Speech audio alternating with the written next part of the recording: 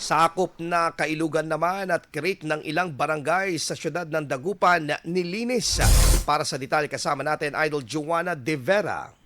104.7 IFM. Report!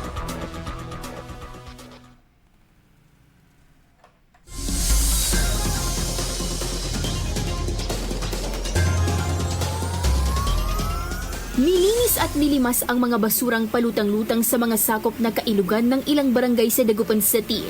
Sa bahagi ng Barangay Bacayao Norte, tulong-tulong ang mga residente sa paglilinis ng mga creek at mga drainage system sa kanilang bahagi upang maiwasan na bumara ang mga basura at magkaroon ng mas maayos na daluyan ang tubig ulan o tubig baha. Maging sa Barangay Kalmay, mga barangay officials at mga volunteers ang nagsandib puwersa upang linisan ang gilid-gilid ng ilog upang maiwasan na rin ang hindi kaaya-ayang amoy na posible nitong maidulot at mapanatiling malinis ang ilog at kanilang nasasakupan. Bahagi ang cleanup drive tulad dito sa isinusulong ng lokal na pamahalaan na pagbibigay kahalagahan sa kalikasan pati maprotektahan ang mga likas na yamang matatagpuan sa katubigan.